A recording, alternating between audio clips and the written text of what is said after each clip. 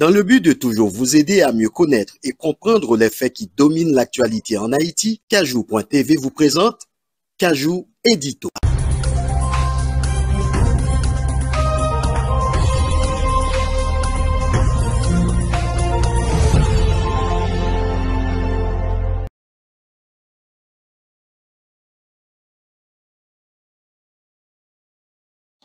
Bonsoir, bienvenue à Kajou Édito, notre éditorial.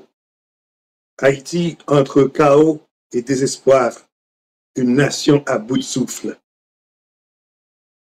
Le visage de la crise en Haïti ne pourrait être plus tragique.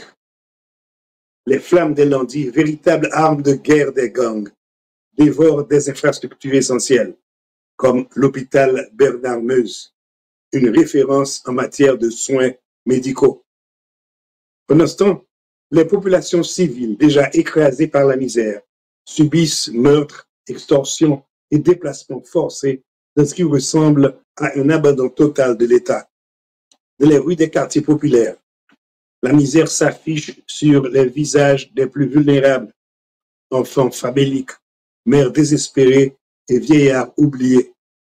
Chaque jour, les Haïtiens se battent pour survivre dans un pays où chaque zone devient une zone rouge, un territoire hostile contrôlé par des groupes armés.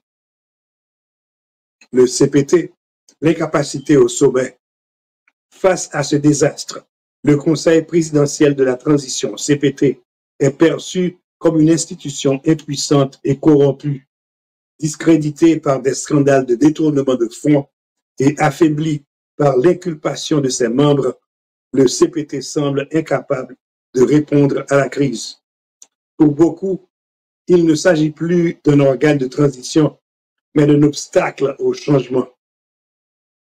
Claude Joseph, leader du mouvement Aidé et ancien Premier ministre intérimaire, a déclaré avec fermeté que le redressement de la transition passe inévitablement par la mise à l'écart des membres inculpés du CPT. S'il se dit optimiste après sa rencontre avec la CARICOM, il rappelle que ce processus exige des décisions courageuses et immédiates pour sortir le pays de cette spirale infernale. Une communauté médicale sous le choc. L'incident criminel de l'hôpital Bernard-Meuse par les gangs de Vivre Ensemble est un drame qui a révolté la nation. Ce centre qui sauvait chaque jour des vies est désormais réduit en cendres. L'Association des hôpitaux privés d'Haïti, HPH, a exprimé sa douleur face à cette perte incommensurable tout en dénonçant l'inaction des autorités. Comment peut-on parler d'un État lorsque même les hôpitaux, symboles de vie et d'espoir, ne sont pas protégés, s'indigne un médecin, témoin des événements? La destruction de cet hôpital laisse des milliers de patients sans recours dans un système de santé déjà moribond. Une nation à reconstruire, une urgence vitale.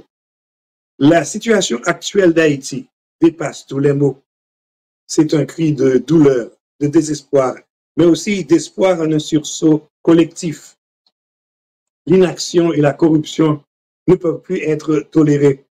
Le peuple haïtien mérite un leadership capable de prioriser la vie, la dignité et la sécurité. Il est temps que les voix des plus vulnérables soient entendues, que les flammes de la destruction soient éteintes et que la lumière d'un renouveau commence à briller.